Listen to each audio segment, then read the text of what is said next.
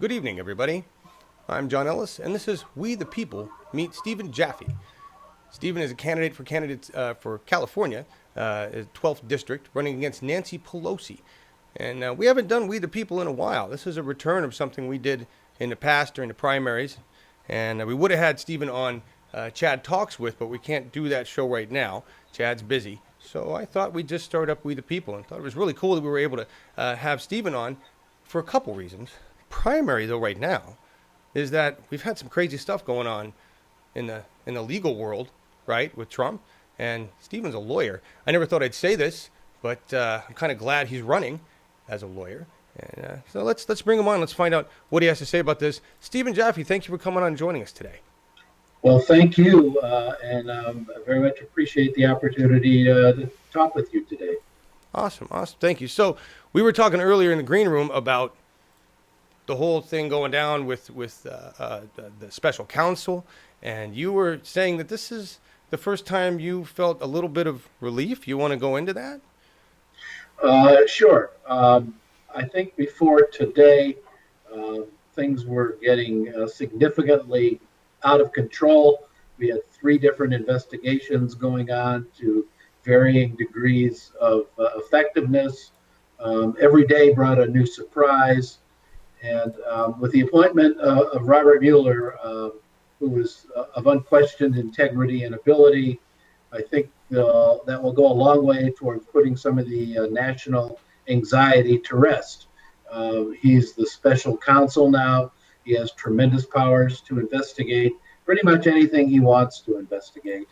And I have no doubt he will uncover everything there is to be uncovered and get the facts as to what really happened with Mr. Trump and the Russians and anything else that's even remotely connected to those issues. Wow, that's a lot. That's a lot considering we've kind of watched this build over several weeks and really haven't seen any movement because it seemed pretty obvious that the GOP doesn't really care what he does. He's a distraction, right? And I was talking to Scott Galinda. Scott Galinda, you don't know him, but he's been involved in politics for a long time, and I trust his judgment on things because I'm kind of a newbie to this. He kept saying he won't get impeached. He won't get impeached. It's not going to happen. The GOP. At this point, he's not so sure. What do you think about that? I don't think Mr. Trump will finish his first term. Wow. This is very, I guess I used the word creepy when we were talking earlier. Yes. Very reminiscent of the experience I had watching Watergate unfold. You get a certain sense or feeling of deja vu. And this is pretty much how Watergate ended. Things just kept snowballing for President Nixon. And as they're getting worse and worse and worse, I think he saw that the train was heading into the wall, and he jumped off before it hit the wall. I think I would expect that. I don't think Trump will get impeached. I think he will see what's coming and be persuaded to resign. Oh, wow. Okay. Kind of same as the Nixon thing, obstruction of justice. Nixon was persuaded to resign, right? That's correct. And conspiracy, and I think they even charged him with conspiracy for the burglary. Oh, wow. I don't remember exactly. I just remember how things shook out at the end. Well, so that's encouraging, I guess. Having seen what Trump has done to the party in general, I'm kind of encouraged as a progressive because it helps us, I think, for the midterms. It's a win either way, right? Where do you see this leaving the Republican Party as in the next year? They're going to separate from him? Oh yeah, I think this will, and I don't know how good this is for Democrats, but I think this will serve as a wake-up call for Republicans because they pretty much allowed I'm going to call them the fanatic right, the Tea Party, to take over their party. And that led to where we are today to a large extent. And now they see what it's done for them, which is pull them into just this disastrous situation. So I think the more center and moderate Republicans may wake up and say, well, we need to pull the party back towards the center and away from all these alt-right Tea Party Freedom Caucus types. All right. Well, that's encouraging. Last question on this, and then we're going to move on to other lawyer things you've done. Do you? Okay, we've seen a lot of corruption. Do you trust the judicial process here at the top, that they won't just bury it or be paid off? Because that's really the bigger concern with progressives, is that everything is corrupt at the top. Yes, I do. I've been a lawyer, actually, believe it or not, for 46 years. Wow. And I have not seen a great deal of flat out palpable corruption in the courts. I've seen some biased judges, and I've seen a lot of decisions I don't agree with, but I have not seen the kind of things that I would identify as corruption. I know it exists. I think in California, where I live, I think the courts are much less likely to be corrupt than in some other locations, which I won't name, around the United States. But I do have confidence in the judicial system to handle this if it's left alone to do its job. Wow. I guess That's encouraging. That's encouraging. Just to remind everybody, we will be answering your questions, and we are paying attention to chat. Laura Livengood is moderating the chat.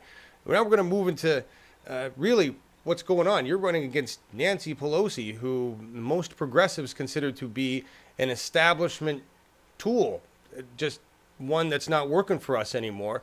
And I'm just going to... I've got a clip from Fox that we're going to play, but before we get into that, she recently said that single payer won't be on the 2018 Democratic agenda. What do you say to that? Well, that's just not the case.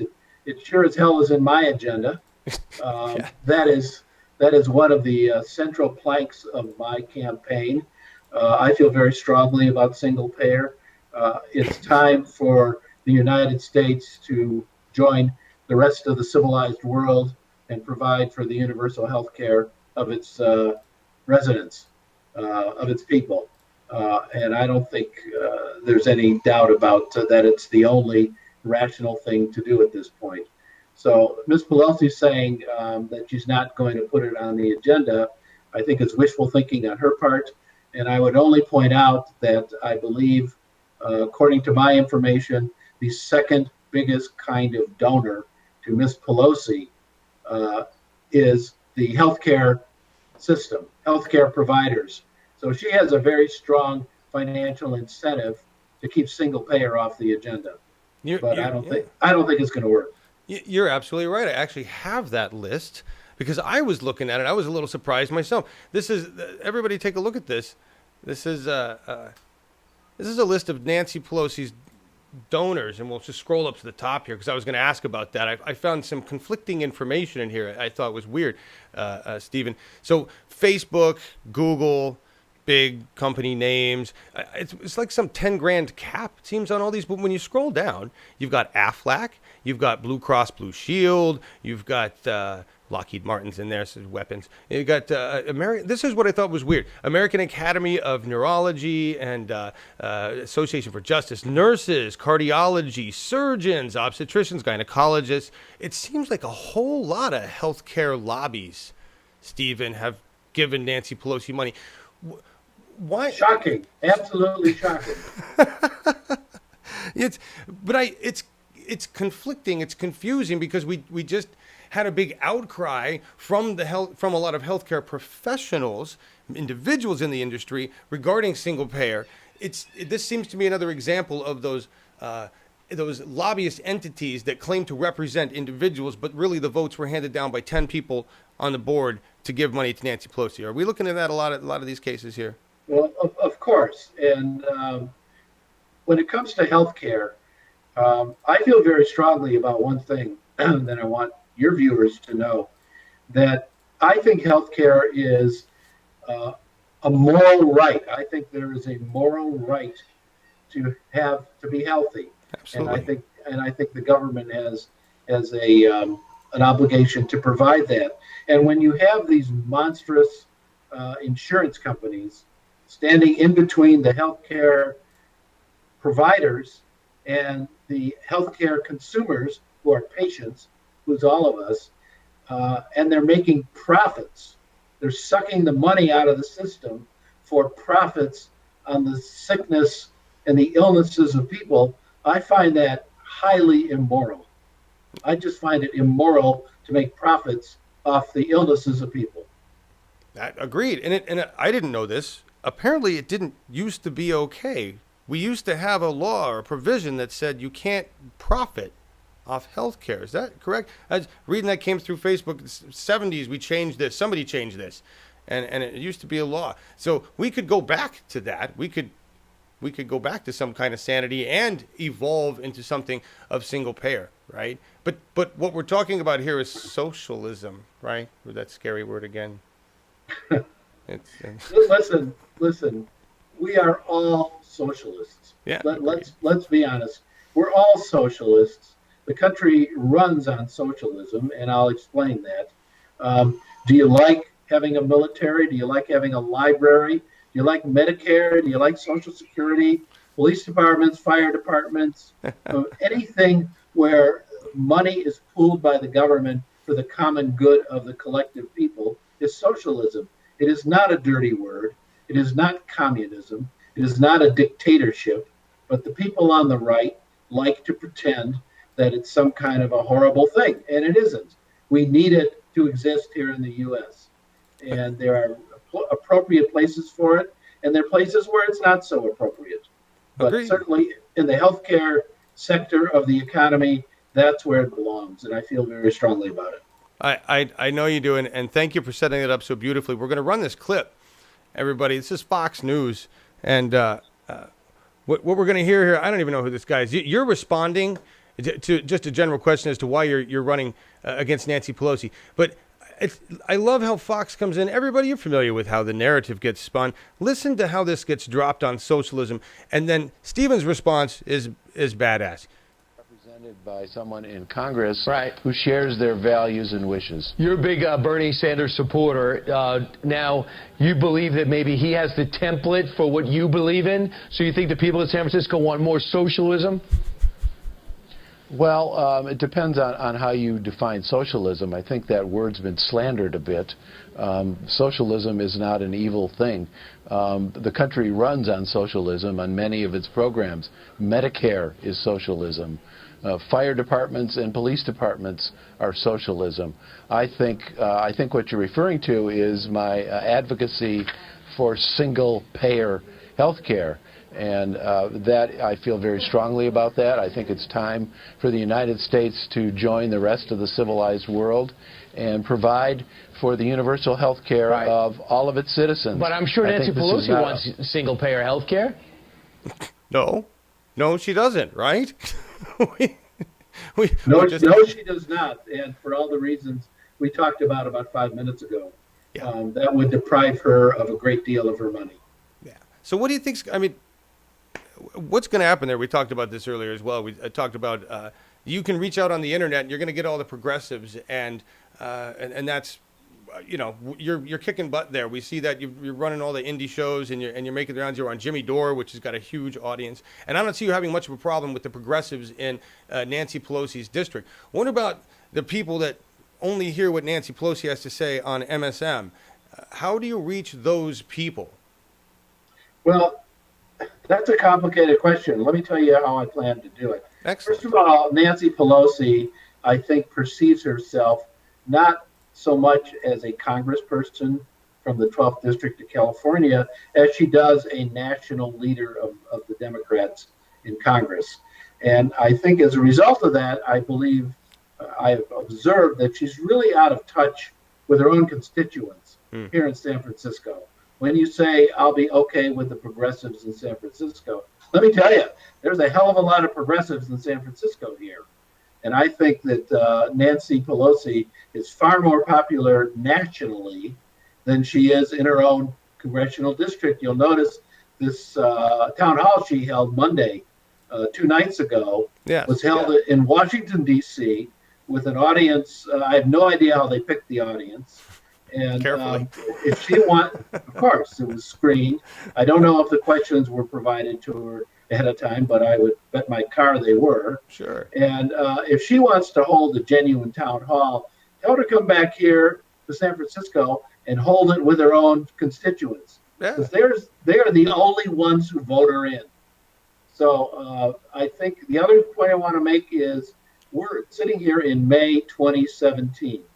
The primary is in June 2018. Right. That's 13 months from now. I'm going to have a lot of time for the voters of San Francisco to get to know who I am and what I stand for. And I think that, to use an old Rolling Stone song, time's on my side here. I do think that the more time that goes by, the better chance I have of reaching what you're calling the mainstream voters. And there aren't that many mainstream anything in San Francisco. This is Okay. a great place for someone like me to run, because for the reasons that I've expressed. Yes. Yeah, no, you're right. Absolutely, that's a great response. You know the demographic there, and you're right. It's high tech. They're connected, and they're progressive for the most part. It's just reaching that group that's only paying attention to MSNBC and really is hearing the same message over and over again. You do stand a good chance of reaching that. What can people do to help you there, though? What do you need the most help with? If I could ask every candidate this question, what do you need the most help with? Is it social media? Is it ground effort? Money?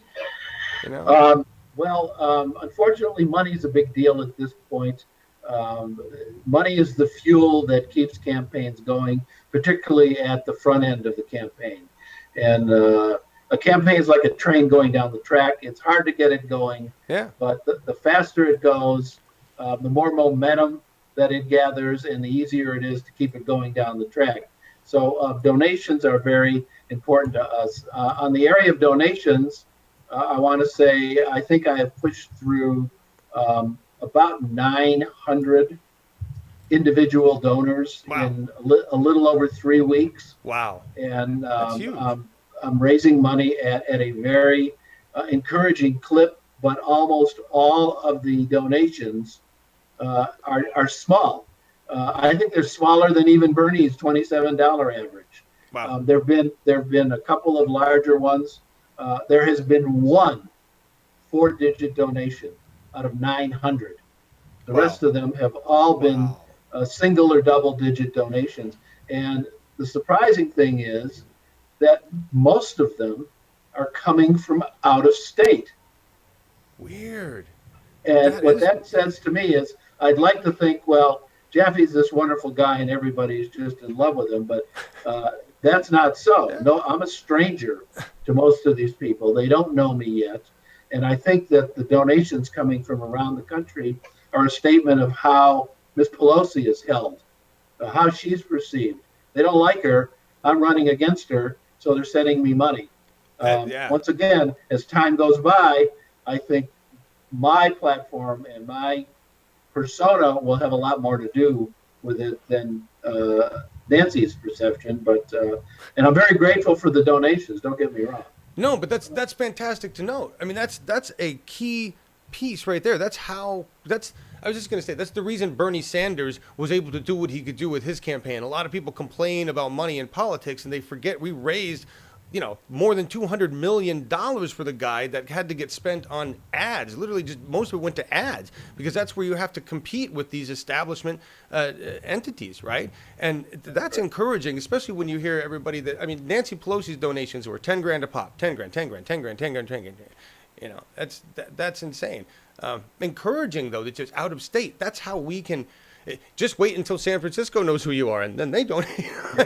Well, San Francisco does, and the reason it's encouraging from out of state is that this campaign that I'm in, while it is legally enclosed by the boundaries of the 12th district, this is really a national referendum on leadership in the Democratic Party. Nancy Pelosi is the calendar girl for the wealthy establishment Democratic leaders, the Hillary Clinton, Debbie Wasserman Schultz, Nancy Pelosi faction of the Democratic Party.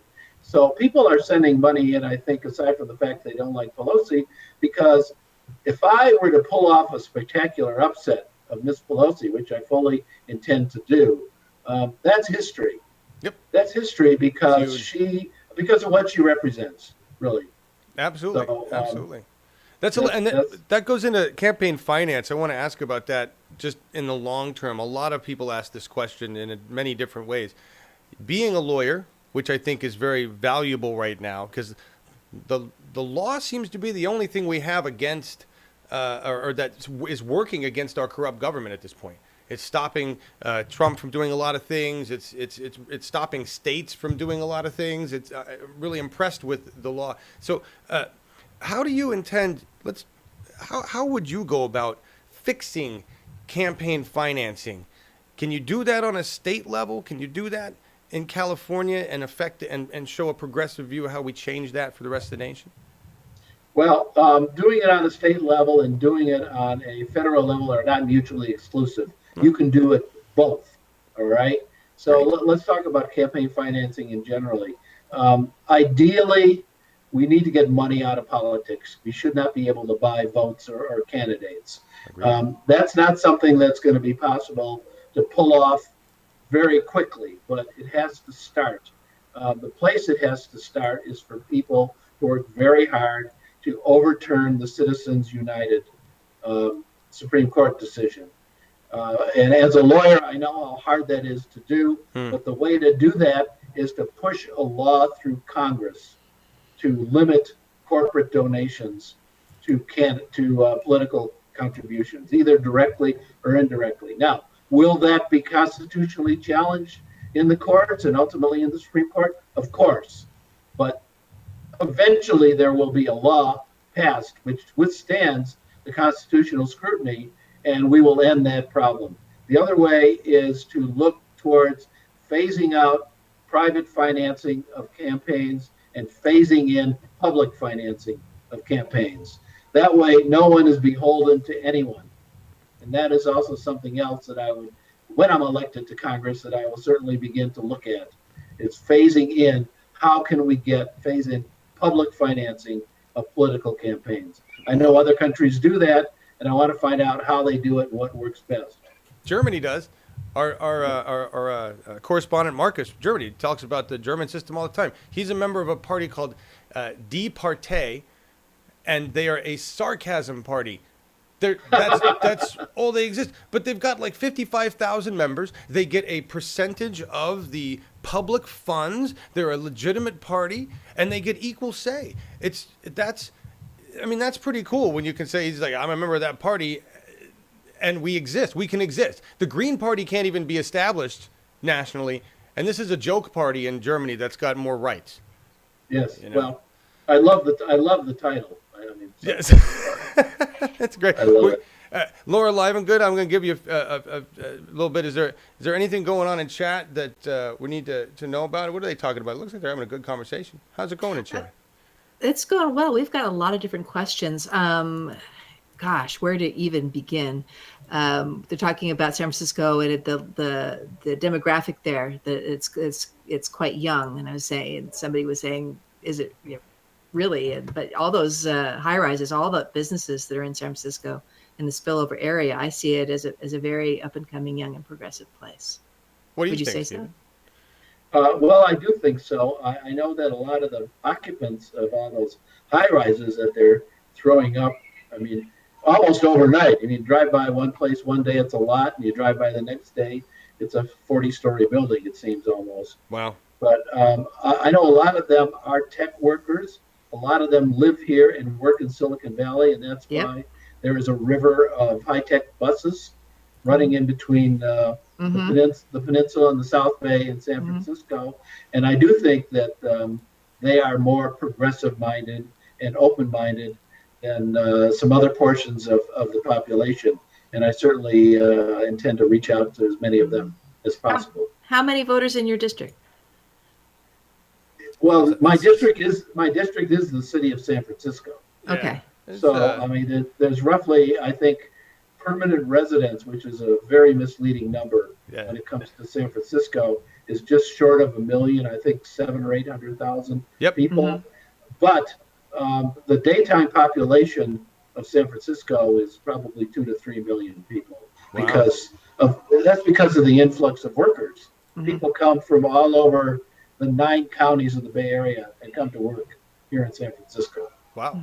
Well, is that one of the aspects of green card visas was being affected by Trump's attempts on banning? I mean, does that affect the industry up there? Well, it will if there is a significant slowdown of H-1B visas because Right. high tech has an absolute voracious demand for the kind of workers that U.S. apparently can't supply. Right. And there's lots of people coming in from the Far East and India who are supplying the labor that is needed. Um, Agreed. correct. Yeah. It's But they don't vote. right. Right. Good point. They don't vote. Right. They don't vote. Well, that's immigrant rights. Whole nother story there. Let's just Another question from Yeah. chat though, talking about California elections. I mean, how confident are you that in the next year and a half we can get a clean election going in this state?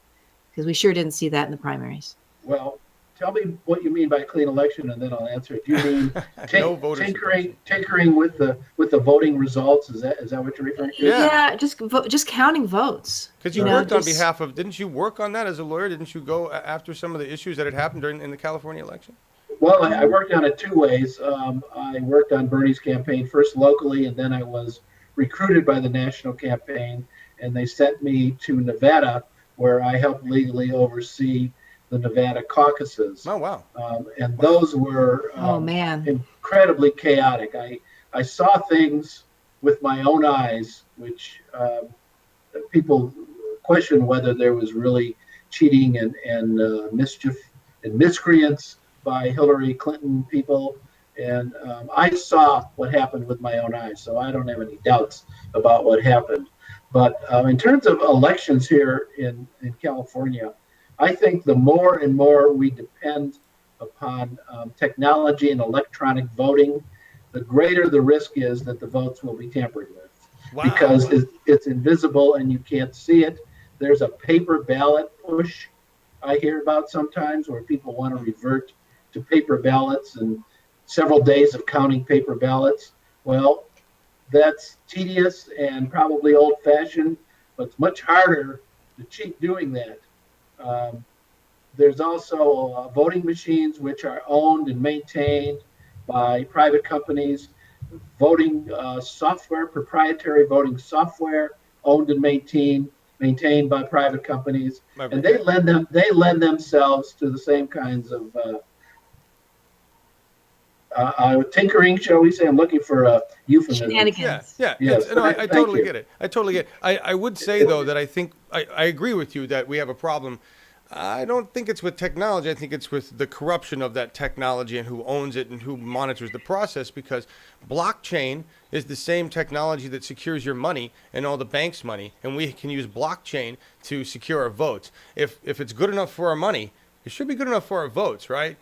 Oh no, I agree. I think there is a fix, but there has to be there has to be the political motivation to want to fix it. There has to be the people in power to be willing to do it, right? We have to start some. It's what we say all the time. We have to put all the people in place. Your work in California District 12 when you take over for Nancy Pelosi is one step. Maybe in 4-8 years you'll be doing something else, moving into another position. That's the goal here. We can't just look at short-term strategy. We have to look at long-term strategy and putting in a progressive government, right? Well, that is correct. And I obviously, at my point in life, I don't plan on a 30-year career in the House of Representatives. Sure. But I kind of view myself as somebody who can make a statement of taking back the Democratic Party and taking back the House and holding a place for somebody ultimately to succeed me down the line, perhaps, who holds the same progressive values and beliefs and hopes and wishes that I do. Fantastic. That's fantastic. Yeah, and of course, I mean, you're what, 71 right now? Until next Sunday. Next Sunday. Okay, great. And Bernie's 75. They're talking about him running again. You know, I think I think one of the things we have to move away from, and I'm just saying this just in your defense, is we have to move away from factoring age. It's really not about your physical age. It's more about people's mental age, and even then, it's more about where they sit in terms of their views. I give you a case in point: Trump in office versus you or Bernie Sanders, right? So, I mean, in 4 years, end of term, whatever it happens to be, sure, it could be done. But I think we're realizing as a nation that we need to stop looking at these petty factors and just looking at the character of the human being. You know, I think we're evolving. Come on, John, not so fast. Give me more than 4 years. I'm feeling pretty good. All right, good. 8, 10, 12, whatever you want to be. I'm talking working in public office. I'm talking working in office. How long has Nancy's been there? A while, right? She's been there 20 plus years, and that's long enough. And you know how she got there first? Money, I'm guessing. I don't even know. That's the real answer. But she was first appointed to the House of Representatives to fill a vacant seat because the representative Sally Burton passed away. Then she had her only real tough election battle the first time out against an opponent, and she's cruised a great deal since then. Last time she ran against a fellow named Preston Pegas, he managed to get 20% of the votes, and he wasn't running as a Democrat. I'm running as a Democrat, and I expect to do very well. I really think that I have a chance of surprising everybody in this campaign. Preston Pickett, we had him on We the People, actually, and he was surprising in his results. And I was encouraged. I saw that. I was like, holy shit, he got 20. That's huge going against Nancy Pelosi. Preston is a very good guy, and he has endorsed me. And the other person that's endorsed me that you might find interesting is Tim Canova. We know Tim. Tim has endorsed me, and he almost unseated Debbie Wasserman Schultz. Yeah. We had Tim on, too. Tim's a great guy. We had him. When did we have him on recently? We brought him on for something. Anyway, Tim's great. Another lawyer. Another lawyer. It was a pipeline thing. Yes. It was the pipeline thing. That's really, the lawyers seem to be the last bastion against corrupt government, and the judiciary branch. Thank you for at least one of the three still functioning for the people in some to some extent. There is some truth to that. There is some truth to that. Yeah, it's pretty amazing. Moving on to a few other things with Nancy Pelosi, and then we'll come back to maybe if there's anything else in the chat, Laura. But this is a weird one. I had no idea I don't even know why she would say this. That for Democratic candidates to be pro-choice, the issue is fading. What is up with that? I have absolutely no idea what she's talking about. Me either. The issue of a woman's choice is never going to go away. Yeah. And I am a strong supporter of Roe v. Wade, and I would like Ms. Pelosi to explain to her constituents here in San Francisco why she thinks the issue is fading, because I don't understand it. I don't either. I don't know. Is it because she sees the world, or in her mind, the establishment's just moving farther to the right, and she needs to appease? And that's her base isn't. That's for sure. She is moving farther to the right, and maybe she's lost her perspective on everything else. I don't know. Agreed. Quite possible. Yeah, Laura, what's going on in chat? Any other questions we need to hit? Actually, I just had. I wasn't gonna butt in, Anna, but I've forgotten the question. I'm sorry. I was just reading chat, and then I'm glad they're having a good chat. They're saying that Pelosi probably drinks a lot, and there's It's, well, there is one thing. If I could insert a topic here. Yeah, please. Sure. One of the things I want to do, both as a congressman and as a Democrat, is make some reforms within the Democratic Party itself. Yeah. And where I want to start is I want to abolish superdelegates. Oh, thank you. Yes. Okay? I think superdelegates are undemocratic with a big D and a little d, and they're an insult to primary voters, because what the existence of superdelegates does, it says to the primary voter, you can vote in the primary, but oh, by the way, your vote may not count. We reserve the right to tinker with it or not even count it. And this is not just a creature of 1972 when they were put in place because George McGovern was nominated and the establishment didn't like that, or 2016 when Bernie was threatening to take the nomination and the establishment didn't like that.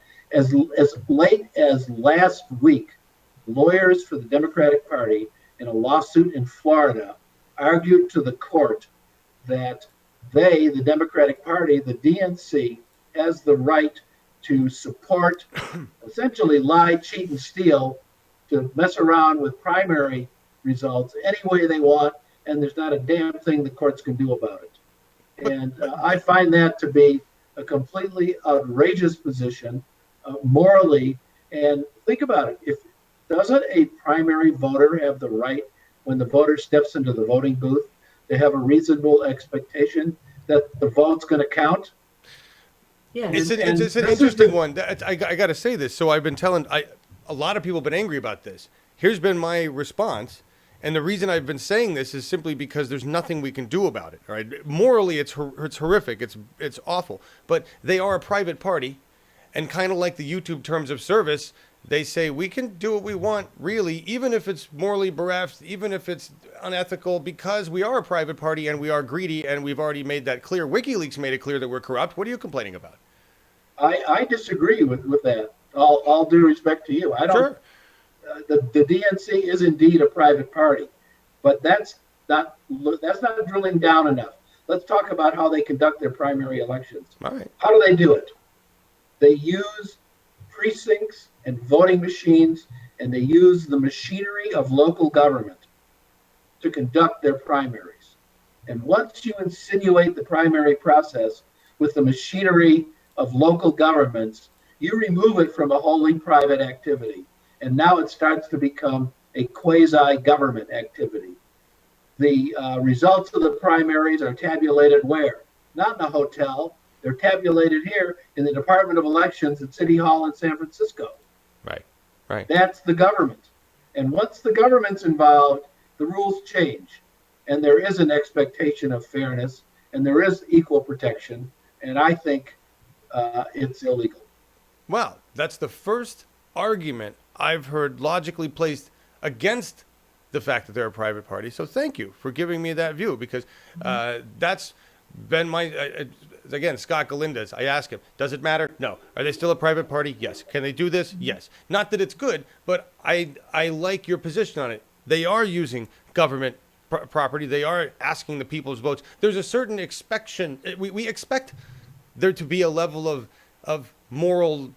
I don't know, how do you put that into legal terms? That's the problem when you get into legal terms. Yeah, the word is the word you're looking for is morality. Yeah. You expect there to be fairness and morality in the election process. I hope that was that written somewhere in the Constitution. I don't know constitutional law. I hope that was written somewhere in there. No, I just said. I remembered my question. This is a media question. You were covered so great in the LA Times, and I'm wondering, are you getting the attention of the San Francisco and the local papers? Are they? I don't get the papers. I don't read papers. Are you? I've gotten a little bit of attention from the giveaway San Francisco Examiner. Yeah. A couple of articles. The Chronicle is ignoring me. Oh, okay. Wow. That's what I thought. I couldn't find anything, but I thought that's just terrible. It is not rocket science to figure out why it is ignoring me. I was about to say, what where are you seeing the establishment Pelosi machine push back or fight against you? And that's one of the places. The Chronicle. Because as a trial lawyer, I've had a lot of high-profile cases here in the Bay Area in the last 10 years. And I've had them covered by about half a dozen Chronicle reporters. And you announce they know me at the Chronicle. Yeah. So for them to ignore me is not an accident. They are being pressured by the Democratic machine to not pay attention, and that has always been Ms. Pelosi's campaign technique: is to ignore her opponent. She hopes into oblivion, but I don't believe that's going to happen. in this campaign. And No. my real hope is that I am able to persuade her to debate me, because that's one thing I know how to do. Yeah, that would be outstanding. And I will just say this now: she could come on here if we don't want to waste network time. We could have the debate right here. You, Nancy, will moderate. Why not? I'm sure she'd love to come on independent media and join us here. She's got to know YouTube exists somewhere. That would be so awesome. Yes. Don't hold your breath for that. No, I don't. The audience. I'm just saying. I'm looking at the comments. Everybody is excited that you're running. Thank you for running. This is really. It's. I will say this is the first time I really felt. Yeah, we have a chance to knock out a very solid establishment. Person in a very powerful district, and I'm excited about your chances. Well, she's the tip of the pyramid. Oh, in what way? In terms of power? I mean, of the establishment, she and I guess Clinton are probably the top layer of the establishment in the Democratic Party right now. What do you think of Chuck Schumer? Where does he fall? Is he just lapdog? I like Chuck.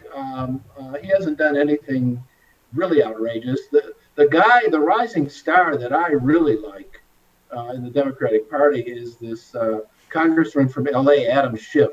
I have been really impressed with him. I don't know much about else other than what I've seen on TV, but he's the ranking Democrat on the Intelligence Committee, and I've been very impressed with that man. Yeah, he's nailing it on social media. He's been posting a lot of good tweets. I've been following him there because I don't pay attention to the media. This has been a fantastic interview, and I'd love to have you come back again if you're willing anytime to talk more about what's going on in your campaign, and we'd love to help you in any way we can. What would you here's your stump speech. What would you like to tell everybody about your campaign, how they can help you, get in touch with you? We've got all those links in the description, everybody. Well, I don't want to make a long speech here. I guess I would say that the rarest and most uncommon words you hear in politics are the words yes and no. Politicians get asked questions, and very often they're yes or no questions. And instead of saying yes or no, they give you a 5-minute speech at the end of which they haven't answered the question. I try to answer yes or no questions, yes or no. If you want to know more afterwards, ask me and I'll elaborate. But I try to, I guess in a way, emulate Bernie, because I was inspired by Bernie.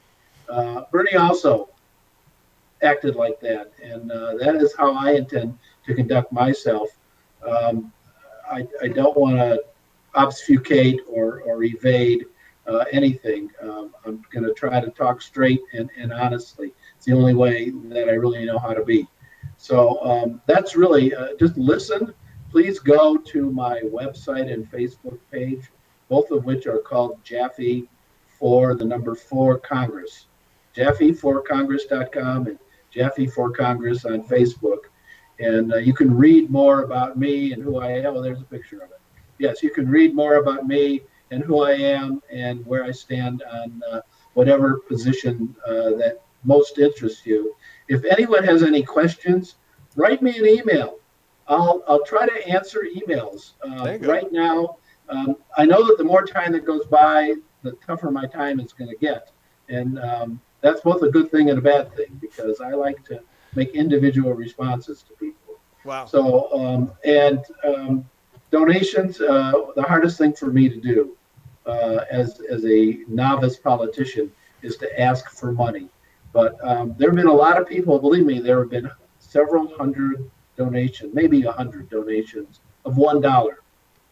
Because people write me and they say, I'm unemployed, I wish I could give you money, but I can't. And I say, send me $1 and make your statement. That's really awesome. That's what I want. Send me $1, send me $5, make your statement. And it means just as much to me as the larger donations, because people are reaching out. So that would be my short speech. Thank you. That's fantastic. I mean, we talked about this the other day with Tom Fegan, who's considering running for governor. I just want to say We know it's going to cost. It's going to cost at least $4 million to get him in governor. It's probably going to cost you at least that to run against Nancy Pelosi. We know it's going to take a lot of money, everybody. So donate what you can. This is I know what you mean. It's so hard to ask, but you need the resource to play the game. You know. Yes, and I will do everything I can to live up to everybody's hopes and expectations. I'm not perfect. I'm just a guy, but I will try my best. The fact that you said you would like to answer questions yes or no as much as possible is the most refreshing thing I've ever heard from a politician, and so I'm, and I will say a little bit contradictory for a lawyer, just saying, but you know, in politics you have to cut down on the legalese and come and be straight, and I think that's great because you can moderate both worlds, and that's powerful. So thank you for being on. I'll just tell you on the lawyer thing, the last few weeks have really made me proud to be a lawyer, because it has been the lawyers who've starting to come to the rescue of the situation. Yes. I know that lawyers have had a bad rap for a long time, but hopefully we'll start to redeem and rehabilitate ourselves, cleaning up the mess. Awesome. Thank you again. You're welcome. Awesome. Stephen Jaffe, everybody, running against Nancy Pelosi in California's 12th district, and hopefully we'll have him back on. Help him out. Click on the links in the description of this YouTube video and share them. Donate if you can. Get involved with his campaign. They're very active on social media, so you can share the content they've got going on. And this has been We the People. Tune in next week for We the People meets Sam Ronan. He formerly ran for a DNC chair position against the establishment DNC picks, and is now running in Ohio's 1st district. And I don't even know who he's competing against there, but it's fantastic. He's a vet. He started Our Voice, which is a organization designed for unity to bring us all together. We're going to have him on next week. It's a special time that we're going to do it at 7 p.m. Pacific, not 7:30. That's 7 p.m. because he's all the way out on the East Coast. Join us next week for that, Wednesday, 7 p.m., We the People. And tomorrow, join us for Awake with John and Marcus. We'll also have Crystal Hosmer on. She's going to talk to us about what's going on in California, in Nevada with the rooftop solar and net metering. Thank you, everybody. It's We the People.